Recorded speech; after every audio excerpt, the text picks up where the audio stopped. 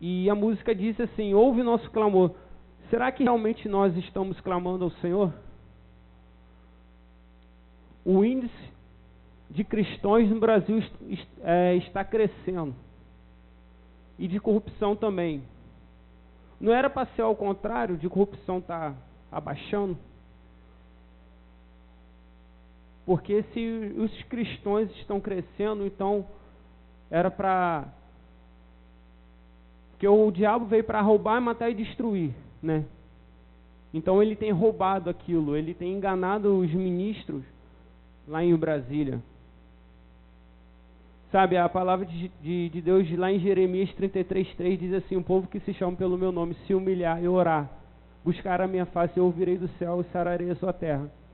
Sabe, eu quero deixar esse versículo para você, para que você possa interceder mais pela sua cidade, interceder mais pelo Rio, pelo Brasil. Sabe, Deus está querendo intercessores. Intercessores não é apenas o ministério de intercessão. A intercessão é eu, é você, é qualquer um de nós. O ministério de intercessão só está aqui para cumprir um ministério dele aqui na igreja. Mas Deus está chamando a cada um de vocês também para cumprir, para ser um intercessor do Senhor na face da terra. Eu não vim falar... Deus me deu essa palavra, mas eu vim falar outra coisa. Evelyn, por favor. Cadê a Evelyn? Traz Arthur aí para mim, fazendo um favor. Para quem não sabe, semana passada Arthur não veio à igreja porque estava doente. Amém. Tá tranquilo. Para quem não sabe, Arthur estava dando uma febre muito alta semana passada. E eu falei com ela: fica em casa, se preocupa com isso não. Não se preocupa com isso não, sabe? Você vai ministrar, mas não tem problema não. Mas ela pegou e falou assim: não, eu vou. Eu vou porque não quero deixar o ministério na mão. Vou deixar Arthur com minha mãe. E deixou, sabe? A gente não se preocupou porque Arthur estava doente, sabe? Quem é pai ou mãe sabe a dor que sente quando seu filho está doente. É difícil, mas nós não se preocupamos com isso. E quem foi na célula, quinta-feira, vai entender o que eu vou ler aqui. Está lá em Romanos 5:3. E não somente isso, mas também nos gloriamos nas próprias tribulações, sabendo que a tribulação produz perseverança. E a perseverança, experiência, e a experiência, a esperança. Quem foi na célula sabe o que Deus falou com a gente lá no estudo, o tema que foi o tema esperança.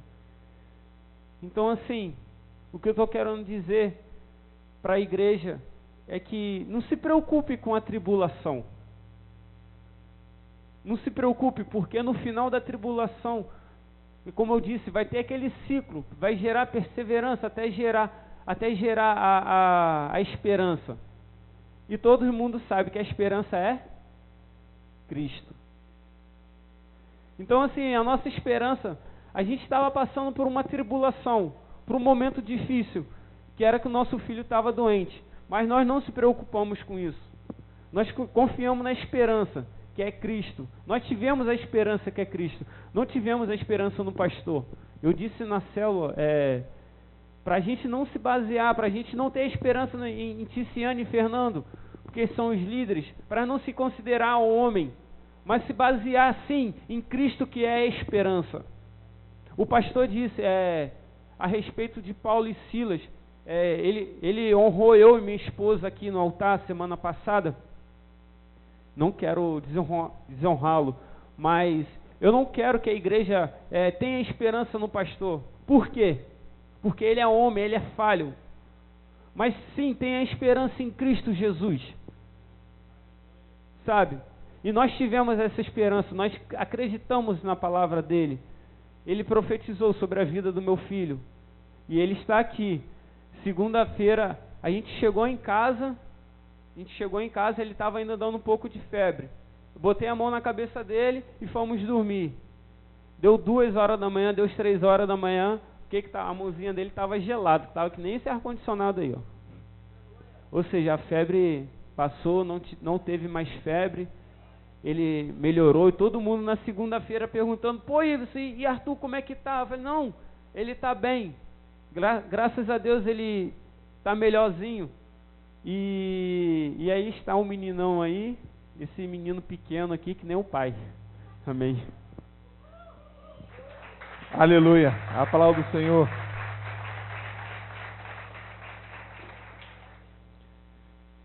Glória a Deus por isso. Semana passada o Senhor ministrou isso nos nossos corações, que enquanto Evelyn e Iverson estavam aqui adorando a Ele, Ele estava lá cuidando de Arthur e quebrando essa cadeia, né? E nós liberamos essa palavra sobre a vida deles. Quando eles chegaram em casa, Arthur ainda estava com febre, mas oraram com ele, liberaram essa unção sobre a vida dele, e já na madrugada ele já ficou curado. Na segunda, na terça e até hoje estão aqui para testemunhar mais essa ação, mais essa intervenção de Deus sobre as nossas vidas, amém? Essa é a noite de Santa Ceia, por isso é a noite de memória, a noite de comunhão, e eu queria antes de mais nada convidar você a levantar do seu lugar. Você pode levantar mais um pouquinho, ficar de pé? Já sei que você ficou ao longo do louvor, das músicas. Aí, agora que você está de pé, eu queria que você saísse do seu lugar e abraçasse pelo menos 3 pessoas. Porque noite de Santa Ceia é noite de comunhão. É noite de memória do Senhor, mas acima de tudo também é noite de comunhão. Então o desafio não é dar a mão não, tá? É abraçar mesmo, dar um abraço caloroso em alguém aí perto de você. Dá um sorriso para ele, para ela. Abençoa a vida desse irmão, dessa irmã.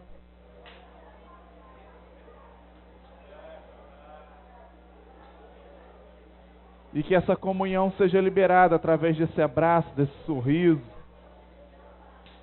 que você libera nesse lugar.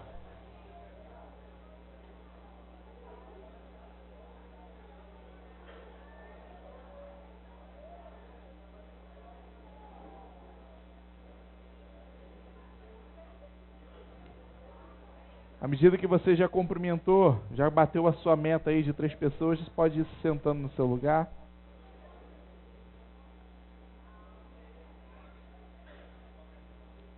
Quem nos visita hoje, levanta a sua mão assim para eu te ver, para eu te conhecer. Que bom, ó, tem um casal aqui, tem mais uma pessoa lá atrás. Mais alguém que nos visita, um jovem ali. Muito obrigado pela presença de vocês, obrigado por estarem aqui nessa noite adorando ao Senhor, servindo ao Senhor conosco. Sejam bem-vindos. Que a graça, o amor e a paz do Senhor Jesus seja sobre a vida de vocês, seja sobre a família de vocês, sobre o trabalho, por onde vocês forem, que vocês levem essa realidade em nome de Jesus, tá bom? Mas que não seja hoje a primeira e a última visita, né? Que vocês voltem outras vezes em nome de Jesus à casa de vocês, tá bom? Deus abençoe. Como já foi falado aqui, quem estava aqui no culto semana passada ouviu o pastor Marcos ministrando sobre esperança. Quinta-feira nas nossas células falamos também sobre esperança. E hoje eu quero continuar, hoje eu quero trabalhar nessa mesma linha, nesse mesmo pensamento. Hoje é culto de Santa Ceia, hoje é culto de memória, de comunhão. E eu quero compartilhar uma breve palavra com vocês sobre a esperança. E eu tenho hoje uma palavra de esperança, uma mensagem de esperança para você. Como já falamos aqui várias vezes, temos vivido um tempo de crise no nosso país, temos vivido um tempo de incerteza, de pessimismo, mas acima disso tudo nós precisamos entender que a esperança ela precisa permanecer. Ela precisa ser mais forte do que a crise, do que a incerteza, do que o pessimismo, do que a dúvida, do que o medo. Existem vários sentimentos que tentam nos dominar, nos controlar nesse tempo. Mas a esperança ela precisa ser mais forte do que tudo isso. Há uma frase que diz que a esperança é a tônica da alma. A nossa alma depende da esperança. A esperança é a tônica da nossa alma. E quando não há mais esperança na nossa alma, acabou o combustível, acabou a vida da nossa alma. E a nossa alma é o centro das nossas emoções. E nós precisamos manter ela viva, ela firme. E para que possamos manter a nossa alma viva, firme, nós precisamos dessa tônica, desse combustível para a nossa alma, que é a esperança. A esperança também é a força interior, que pode movimentar os sonhos e possibilitar eles tornarem realidade. A esperança movimenta os sonhos dentro de nós. Aqueles sonhos que muitas das vezes estão esquecidos, que estão parados, através da esperança, eles são mexidos, eles são avivados, eles são sacudidos e são trazidos muitas das vezes para cima. Já viu quando você guarda uma coisa lá na sua gaveta e de repente você vai colocando outras coisas em cima assim, e você procura e não sabe mais aonde está aquilo que você guardou? E a esperança, o que a esperança faz? Sacode, tira aquelas coisas de cima e traz de volta aquilo que muitas das vezes nem você se lembrava mais, nem você sabia onde estava. Assim é a esperança na nossa vida. Ela tem uma força que ela movimenta os sonhos e traz esses sonhos para cima, traz esses sonhos para brotarem, para surgir e possibilitar eles se tornarem realidade. A esperança ela também dá forma, ela verbaliza esses sentimentos, esses pensamentos que estão dentro de nós. É ela que faz essas coisas começarem a se tornar concretas, se tornar verdadeiro, real nas nossas vidas. É a esperança. E por isso nós precisamos da esperança dentro de nós. Se tem uma coisa que pode ser usada para ressuscitar aqueles que já desistiram, os desistidos da caminhada, é a esperança. A esperança traz a vontade de viver de volta, a esperança traz a alegria de volta, a esperança traz a força de volta e a esperança também traz a fé sobre as nossas vidas. Esperança é um ótimo ambiente. Quando temos um ambiente cheio de esperança, ali é o ambiente apropriado para que o milagre aconteça. Por onde Jesus foi passando, aonde havia esperança, onde as pessoas esperavam, ansiavam por uma cura, por uma libertação, por uma ressurreição, seja lá qual fosse o milagre, por onde Jesus foi passando e havia essa esperança, o milagre foi acontecendo. Pessoas que mantiveram a esperança no seu coração, como a mulher do fluxo de sangue, 18 anos sofrendo dessa enfermidade, mas um dia sonhou com essa cura, esperou por essa cura, foi curado. Assim como muitas pessoas que esperaram no Senhor pela cura, receberam, foram curados, foram libertos, receberam aquilo que esperavam do Senhor, porque tinham a esperança sobre a sua vida. E a esperança, ela está totalmente ligada à fé. Paulo disse aos Hebreus que a fé é a certeza daquilo que esperamos. Não só esperar é importante, mas ter certeza, convicção naquilo que esperamos é o mais importante. Porque quando temos certeza, convicção naquilo que esperamos, nós transformamos a nossa esperança na fé. E é aquilo que agrada ao Senhor, e é aquilo que possibilita todas as coisas de acontecerem nas nossas vidas. Mas eu falo hoje sobre a esperança com uma propriedade, porque a fé ela é muito importante nas nossas vidas. Sem fé não acontece nada nas nossas vidas. Inclusive, sem fé é impossível agradar a Deus. Mas sem esperança não existe fé. Não há ninguém que seja um homem ou uma mulher de fé que não tenha esperança. Então tudo precisa surgir, nascer da sua vida através da esperança. Você precisa ser um homem esperançoso. Você precisa ser uma mulher esperançosa. Mesmo em um tempo de crise, de incerteza, de tanto pessimismo, nós precisamos da esperança. Porque quando nós temos certeza naquilo que esperamos, isso é a fé. E é a fé que faz com que as coisas impossíveis, improváveis, sejam realizadas sobre as nossas vidas.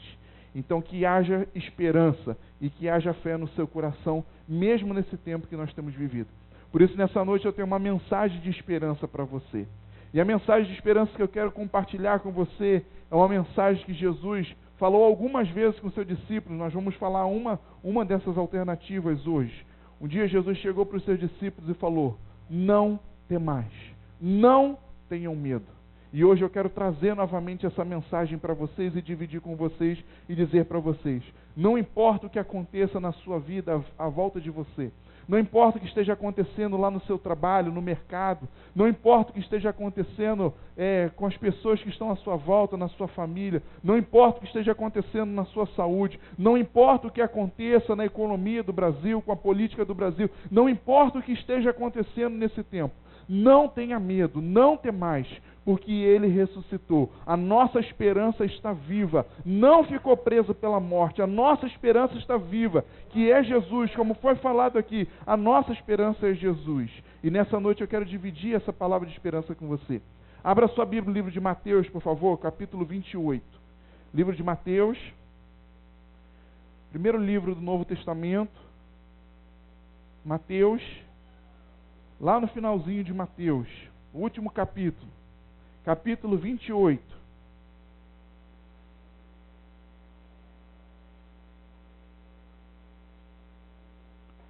Mateus capítulo 28, lá no verso 1.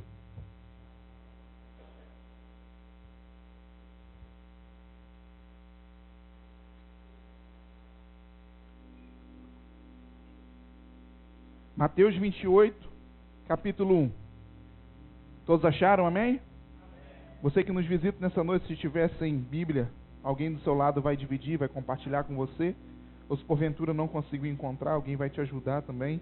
Mateus 28, versículo 1 diz assim: No findar do sábado, ao entrar o primeiro dia da semana, ou seja, do sábado para o domingo, Maria Madalena e a outra Maria foram ver o sepulcro.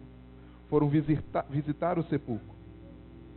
E eis que houve um grande terremoto, porque um anjo do Senhor desceu do céu, e chegou-se até aquele lugar, e removeu a pedra, e assentou sobre ela.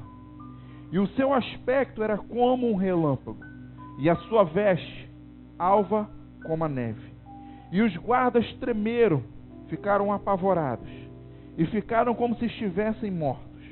Mas o anjo, dirigindo-se àquelas mulheres, disse a elas: Não temais, não tenham medo, não tenham medo, porque sei que estão buscando a Jesus que foi crucificado. Mas Ele não está aqui. Ele ressuscitou, como havia prometido a vocês. Vinde ver aonde Ele jazia, aonde Ele estava morto. E depois agora depressa, e dizei aos seus discípulos que Ele ressuscitou dos mortos, e vai adiante de vós para a Galileia, e ali vocês o verão, encontrarão com Ele. É isso que tenho para dizer para vocês. E retirando-se elas apressadamente do sepulcro, tomadas de temor e de grande alegria, correram a anunciar aos discípulos. E eis que o próprio Jesus veio ao encontro delas e disse: Shalom, a paz. Talvez na sua versão esteja salve. E elas, aproximando-se deles, se prostraram, abraçaram os seus pés e adoraram. Então Jesus lhe disse, agora é o próprio Jesus que está falando com elas: Não temais, não tenham medo, não tenham medo. Ide avisar aos meus irmãos que se dirijam a Galileia, e lá me verão e encontrarão comigo. Deixa a sua Bíblia aberta e olha aqui para mim. Estamos diante de um momento muito importante para a humanidade. Posso arriscar em dizer que é o momento mais importante de toda a história da humanidade. E também posso arriscar em dizer que era o momento de maior crise em Israel, em todo o mundo, em todo o planeta Terra. Uma crise a ponto que meio-dia, exatamente meio-dia, o sol se apagou e a terra ficou completamente escura. Mas não é escura igual à noite que você vê, não, porque não tinha nem a lua também para iluminar. Ficou totalmente em trevas, de meio-dia até 3 horas da tarde. Nós estamos diante de uma realidade onde houve terremoto, onde o véu do templo se rasgou. Nós estamos diante de uma realidade onde a maior crise da face da terra, de maior incerteza da face da terra, estava aqui instaurada. E diante desse cenário, quando as mulheres, já ao terceiro dia que Jesus havia morrido, e Jesus simbolizava a esperança deles. Jesus era o Messias, era o profeta que veio para libertar. Jesus foi o Messias, o profeta que veio tirar o povo da escravidão do governo, da escravidão da opressão, da escravidão da doença, da escravidão da prostituição, da escravidão da própria religião. Jesus foi aquele que veio para tirar, para libertar, para trazer um novo tempo sobre a vida deles. E por 3 anos e pouco, essas pessoas viveram, experimentaram isso, se alegraram, celebraram cada vez que viam Jesus realizando uma coisa nova. Mas em um belo dia, essa esperança morre, porque Jesus é crucificado lá na cruz do Calvário e ele morre.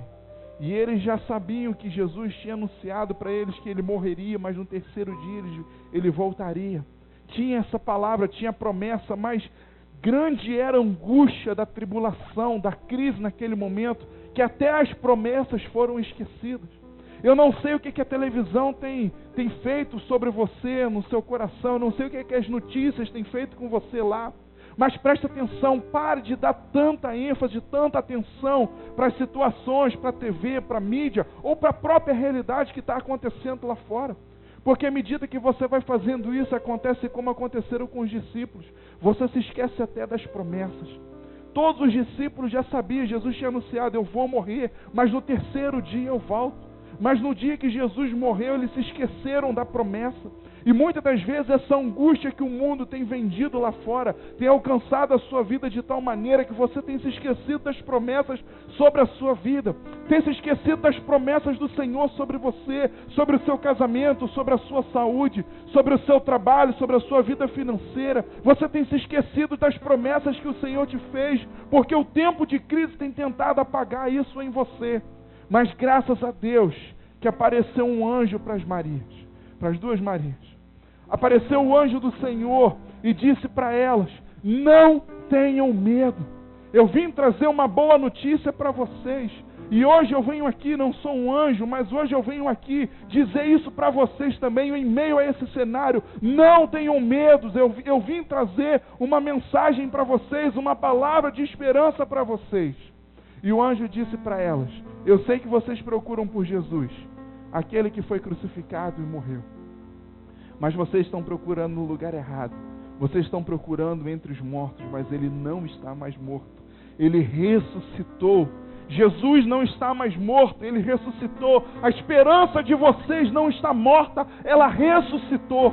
Em um tempo de crise, Deus usa um anjo, leva para o encontro daquelas mulheres. Imagine o cenário, elas estavam dentro de um cemitério. Elas estavam no jardim do túmulo, que até aquele momento era usado como um cemitério. Hoje é uma grande praça lá em Israel, porque é um lugar de pesar, de choro, de tristeza. Hoje é um lugar de alegria, porque Jesus transformou a morte em vida, transformou o choro em alegria, meu irmão e minha irmã.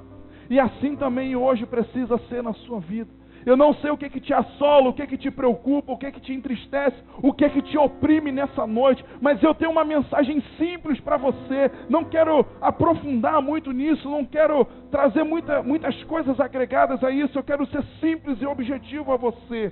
Jesus ressuscitou, não tenha medo, a sua esperança não está morta, a sua esperança está viva, porque Ele ressuscitou, Ele não está entre os mortos, Ele não está preso na cruz, Ele não está preso no sepulcro, Ele não está preso no cemitério, mas Ele ressuscitou, está com você hoje, Ele está na sua casa, Ele está no seu trabalho, Ele está na sua família, Ele está lá no momento de sua maior dor, de sua maior aflição, lá no hospital quando você estava lá, Ele estava lá com você, porque Ele não está morto, Ele está vivo, e Ele está entre os vivos, e Ele está entre nós, Ele está entre você. E essa foi a mensagem que o anjo trouxe para aquelas mulheres. Os acontecimentos que marcaram a paixão de Cristo, a crucificação e a morte foram muito difíceis realmente. Viveram um tempo de verdadeira crise. A vida deles foram abaladas. A fé dos discípulos foram abaladas.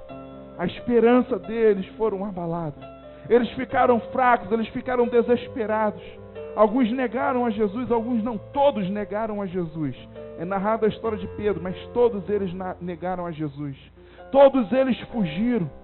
um se suicidou. Um grande desespero tomou conta deles naquele tempo de crise, porque Jesus era a esperança deles. Jesus era a esperança para Israel, Jesus era a esperança para a terra, Jesus era a esperança para aquela geração, Jesus era a esperança para a humanidade, que há mais de 2000 anos atrás Isaías já tinha profetizado. Jesus era a esperança que eles tanto precisavam. E de repente, em um tempo caótico, eles perdem repentinamente a esperança. De repente a esperança morre. Problemas políticos tomavam conta de Israel naquele tempo. Problemas financeiros tomavam conta. Problemas sociais também. Pessoas falindo, empresas falindo. Tempo de desemprego, tempo de problemas de relacionamento. E tempo de morte da esperança. Muitos chegaram a fazer a rota de Emaús. Lá no livro de Lucas 24. Narra, não precisa abrir, mas se você quiser pode anotar para você ler depois. Narra a história de dois discípulos que estavam... Fala aqui sobre dois, mas muitos outros fizeram essa rota, esse caminho. É chamado Caminho de Emaús. E o Caminho de Emaús hoje é conhecido como a Rota da Desistência. Por quê? Emaús era um lugarejo, era um povoado que fica alguma coisa em torno de 25 quilômetros de Israel. E os discípulos que foram chamados por Jesus, eles eram pescadores, por exemplo, Jesus os chamou e falou: vem, hoje vocês pescam peixes, mas eu vou fazer de vocês pescadores de homem. Deixa essa vida, abandona essa vida aí, porque eu tenho uma melhor para vocês. A vida que vocês vão viver agora tem um motivo, uma razão maior do que vocês vivem hoje. E os Jesus largaram essa vida e foram seguir a Jesus, largaram a sua profissão e foram seguir a Jesus. Mas no terceiro dia, quando Jesus havia morrido, a esperança deles havia morrido, e eles estavam presos, perdidos, sabe o que eles fizeram? Voltaram para Emaús e começaram a caminhar de novo. Era uma aldeia de pescadores.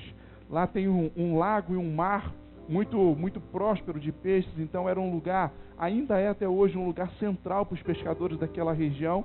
Então era uma aldeia de pescadores.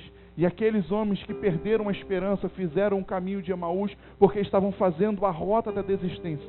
Tinham desistido já do chamado, tinham desistido do que Jesus tinha chamado eles para fazer, para deixar de ser pescadores de peixe e ser pescadores de homem. Então desistiram do sonho, do projeto, do chamado, abandonaram, largaram isso para trás porque a sua esperança morreu.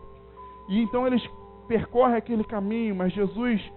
Diz a história lá no livro de Lucas 24, diz a história que Jesus caminhava com eles e perguntou: por que vocês estão assim, tão tristes, tão apavorados? Por que vocês estão tão atormentados? E eles disseram: não é possível, você é o único aqui em Israel que não sabe o que está acontecendo.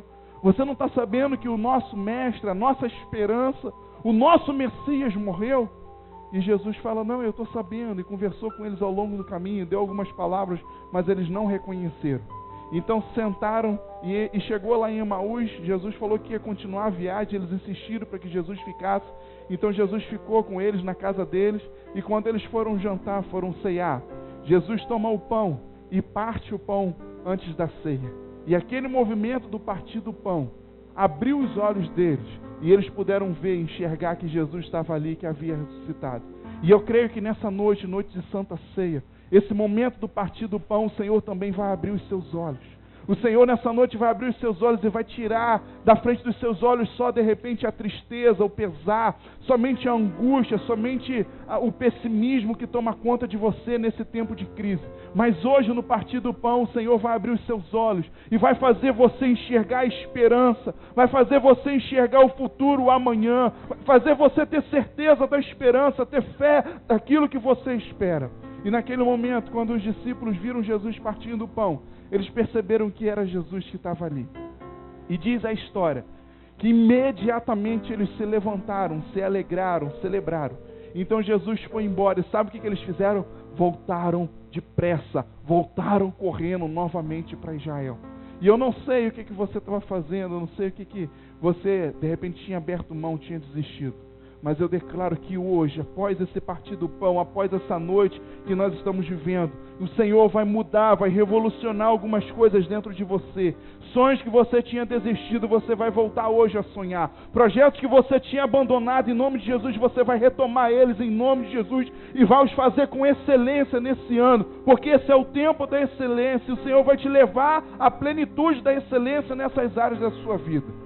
mas até então eles estavam seguindo a rota da desistência. Talvez você entrou na rota da desistência em algumas áreas da sua vida. Talvez você entrou na rota da desistência na sua vida profissional, talvez seja nos seus relacionamentos, talvez seja no seu ministério, no chamado que o Senhor tem na sua vida. Não importa qual tenha sido a rota da desistência na sua vida, mas hoje, no partir do pão, o Senhor vai abrir os seus olhos e vai te chamar de volta para o caminho, vai te chamar de volta para a missão, para o chamado, para o propósito, para a essência que Ele tem sobre a sua vida, e você vai aceitar em nome de Jesus. Mas em meio a essa notícia, em meio a esse ambiente de tristeza, de pesar, surge uma mensagem de esperança. Em meio a esse clima, aparece de repente um anjo e diz para as mulheres: não tenha medo. E hoje, nesse tempo de crise que vivemos, eu também libero essa mensagem para você sobre a sua vida. Não tenha medo, meu irmão. Não tenha medo, minha irmã. Não importa, não interessa o que esteja acontecendo lá fora. Não tenha medo, porque Ele ressuscitou. Jesus ressuscitou. Ele não está entre os mortos, mas Ele está com você. Ele está entre vocês. Ele está na sua casa. Ele está no seu trabalho. Ele está na sua família. Ele está contigo. Não tenha medo. Não temais. E depois que o anjo anunciou isso para as mulheres, eu fico aqui maluco quando eu vejo o próprio Jesus.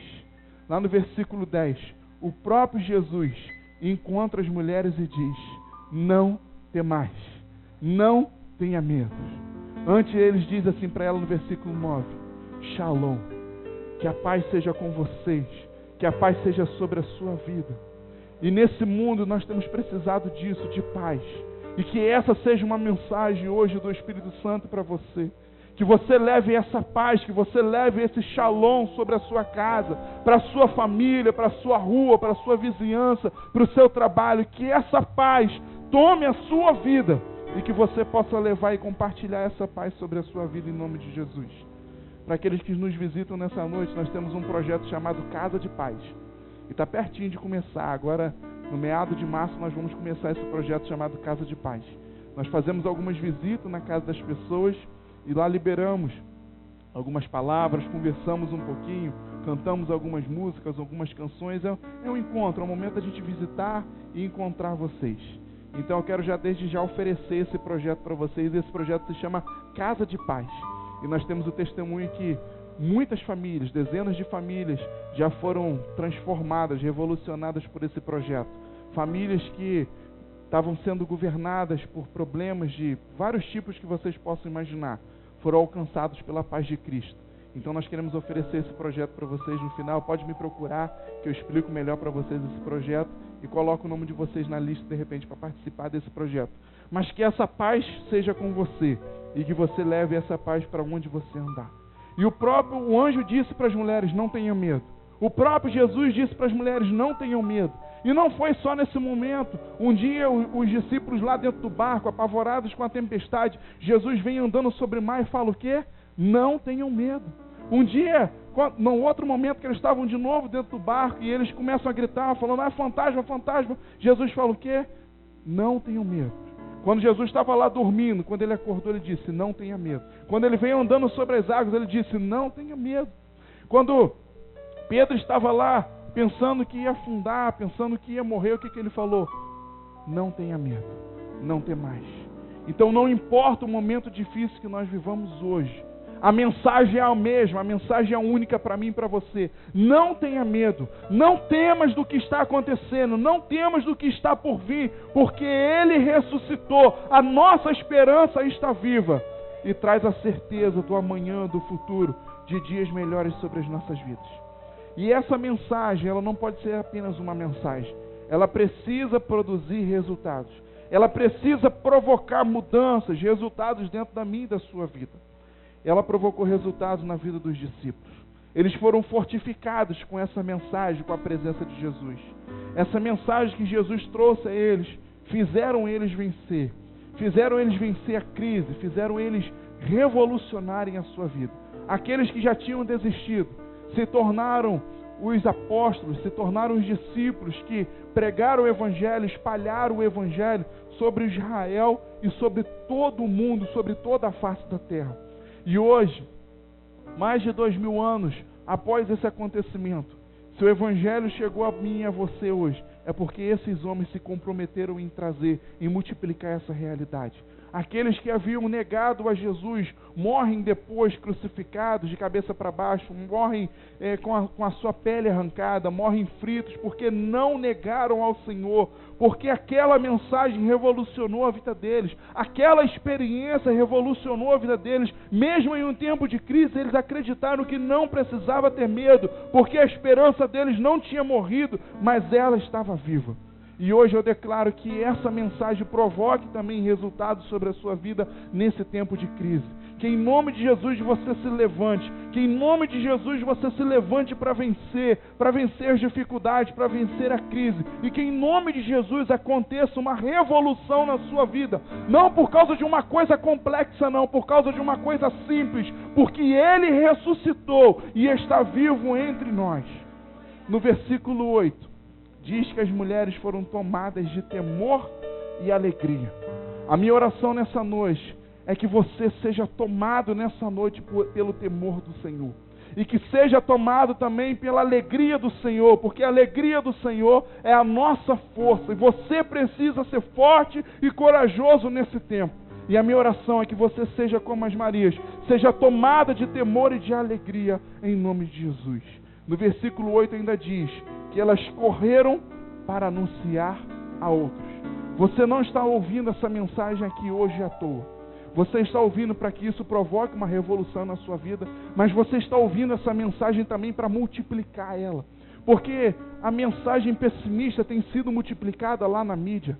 Mas você vai sair daqui hoje, amanhã, hoje ainda na sua casa, você vai anunciar essa mensagem. A nossa esperança está viva, Ele ressuscitou. Lá no seu trabalho, amanhã, você vai multiplicar essa mensagem. Lá na sua vizinhança, ao longo dessa semana, você vai multiplicar essa mensagem. Corra e multiplique nessa semana, nesse mês, nesses dias. Corra e multiplique essa mensagem. Ele não está morto, Ele está vivo. Ele ressuscitou. Então a esperança do Brasil não está morta. A esperança do Rio não está morta. A esperança de Macaé não está morta. Por mais que os governantes digam que não tem mais jeito para Macaé, a nossa esperança não está morta. Ela está viva. Não depende da política, não depende do mercado financeiro, não depende do preço do barril do petróleo. A nossa esperança está em Jesus e ela está viva e continua entre nós, continua no nosso meio. Então corra e anuncie isso na sua rua. Corra e anuncie isso nas ruas de Macaé. Quando você estiver na fila do banco, fala com a pessoa que estiver na frente na frente de você na fila. Fale com a pessoa que está atrás de você. A nossa esperança não está morta, ela está viva. E no versículo 10, Jesus ainda dá uma ordem para as mulheres. Fala, ide avisar aos meus irmãos. E hoje você ganha essa ordem. Ide avisar outras pessoas que estão precisando ouvir essa mensagem. Uma mensagem de esperança. Ele está vivo, ele não morreu. E lá naquela passagem, quando eu falei com vocês, Lucas 24, especificamente no versículo 33, diz que após ver Jesus partindo o pão, os discípulos levantaram imediatamente e voltaram correndo para Jerusalém. Tomaram o seu caminho, tomaram o seu chamado, tomaram os seus sonhos, os seus planos de volta, por causa de uma coisa, porque acreditaram que a esperança estava viva. E eu quero convidar você a se colocar de pé nesse momento. O pessoal do louvor vem aqui me ajudar.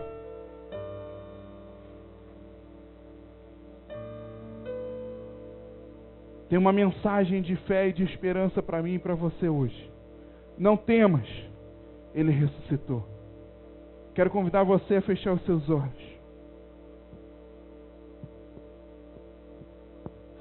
Começa a trazer à sua memória, à sua mente aí aquilo que estava tirando a sua paz, a sua alegria, te preocupando, te oprimindo ao longo desses dias. Pode trazer a memória. Eu estou pedindo para que você faça isso, não para você ficar triste, porque as Marias estavam lá no sepulcro de Jesus, elas estavam lá dentro do cemitério, estavam num ambiente horrível, péssimo. Essa era a realidade. Eu não estou aqui hoje pregando uma mensagem com base na utopia a vocês.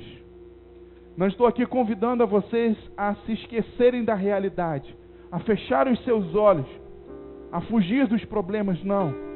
Encare sim os seus problemas, encare as dificuldades. Do sábado para o domingo, Maria foi lá no cemitério e visitou o sepulcro de Jesus. Mas lá dentro daquele ambiente, elas receberam uma notícia. O anjo as visitou e disse: não tema, ele não está morto, ele ressuscitou. E hoje, dentro desse ambiente, dentro desses pensamentos, dessas situações que hoje de repente tentam tirar a sua paz, por isso que eu pedi para você trazer eles à sua mente, à sua memória, porque com base nisso hoje eu quero dizer para você novamente: não temais, não tenha medo, não tenha medo disso que está tentando te assolar, disso que está tentando tirar a sua fé, a sua alegria, te preocupar, te paralisar. Não tenha medo, porque Jesus ressuscitou, porque Ele não está morto, mas Ele está vivo, e há esperança para mim, há esperança para você. Não temas, Ele ressuscitou. E o próprio Jesus se encontrou com elas e disse a elas: Shalom, a paz seja convosco. Não tenha medo, não temais, porque eu estou vivo, e eu ressuscitei como havia prometido a vocês. Essa é noite de Santa Ceia, essa é noite de celebração, essa é noite de cantarmos aleluia ao Senhor, porque Ele não está morto, Ele está vivo, Ele ressuscitou. Meu irmão, minha irmã, entenda isso. Não importa o quanto lá fora as coisas estejam difíceis, não importa o quanto as coisas estejam caóticas e incertas lá fora, nós temos uma certeza que nos garante o amanhã, que nos garante o futuro. É que a cruz está vazia, é que o sepulcro está vazio, é que um lugar que era um cemitério se tornou um jardim, se tornou uma praça, porque Ele não está morto, mas Ele está vivo. Eu quero convidar você a adorar o Senhor agora. Continue com seus olhos fechados, nós vamos cantar essa canção. E nós vamos declarar, nós vamos festejar, nós vamos celebrar a ressurreição do Senhor nesse lugar, nessa noite. Não importa a incerteza que está lá fora, Ele está vivo.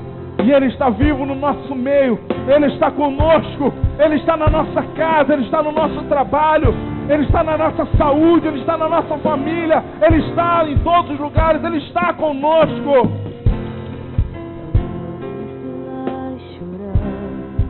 O sol da manhã morreu, o Salvador do mundo caiu. Seu corpo lá na cruz, seu sangue derramado, e toda maldição sobre ele.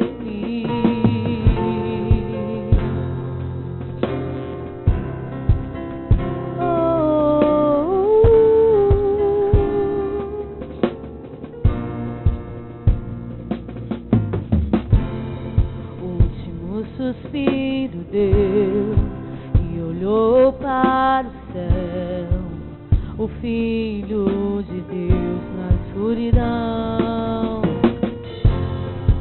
A batalha na sepultura, uma guerra foi travada, o poder do inferno quebrado.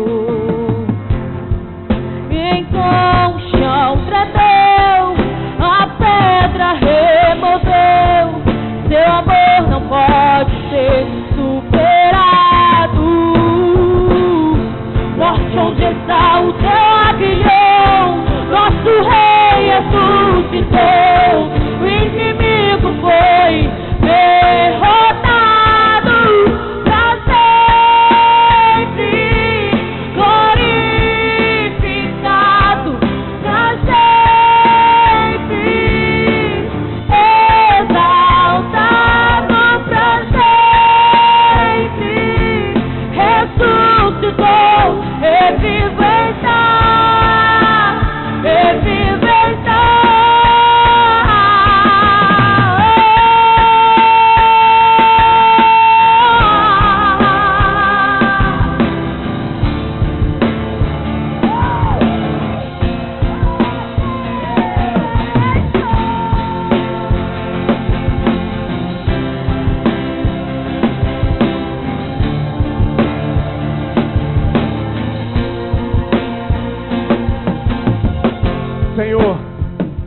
É nessa certeza que nós oramos, Pai, que o Senhor não está morto. A morte não pôde te prender, a cruz não pôde o deter, o sepulcro não pôde o parar, mas o Senhor ressuscitou, morreu por amor a nós e venceu a morte por amor a nós. E um dia, na sua última ceia com os seus discípulos, o Senhor Jesus disse isso: façam isso todas as vezes em memória de mim. E hoje nós estamos aqui, Senhor, em memória de Ti, Deus. Pai, a minha oração nessa noite é que meus irmãos, ó Pai, sejam tomados como Maria foi, Deus, tomada pelo temor e pela alegria do Senhor, Pai. Deus, eu não sei os sentimentos que eles entraram aqui nessa noite, mas que saiam daqui, Deus, tomados, possuídos pelo temor e pela alegria do Senhor, pelo temor dessa mensagem, pelo temor dessa realidade. Ele está vivo, Ele não está morto. E pela alegria dessa mensagem, pela alegria porque Ele ressuscitou e Ele está vivo. Pai, eu oro para que os meus irmãos, ó Pai, se esqueçam, Deus, abandonem, Deus, a tristeza, o pesar, Pai, das notícias que estão sendo divulgadas lá fora e da realidade que está sendo vivida realmente lá fora, Pai.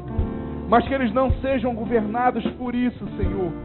Mesmo em meio a esse ambiente, ó Pai, o que governe a vida deles seja a certeza que Ele não está morto, mas Ele está vivo, Ele ressuscitou. E é por isso que estamos aqui nessa noite, para cultuar o Senhor, para celebrar o Senhor e para fazer em memória do Senhor, mais uma vez, beber do cálice, comer do pão que o Senhor nos deixou como memória do Senhor. Eu tenho uma palavra, queridos, para liberar sobre a sua vida. Logo em seguida nós vamos estar orando, abençoando os elementos da ceia que estão aqui na frente. E você tem a liberdade para sair do seu lugar, depois vir aqui buscar os elementos, voltar para o seu lugar que nós vamos ceiar. Quando você vier, venha pelo meio, põe aqui o pão e o suco, e depois volte pelos corredores da lateral para facilitar a movimentação, a logística. Você que nos visita nessa noite, mas que sentiu o desejo de participar dessa ceia, você está liberado, você está convidado. Porque nós temos aprendido e ensinado que a ceia não é da igreja, a ceia não é da liderança, não é do pastor, a ceia é de Jesus. E todas as vezes que Ele se reuniu para ceiar com uma grande multidão, por exemplo, Ele não excluiu ninguém.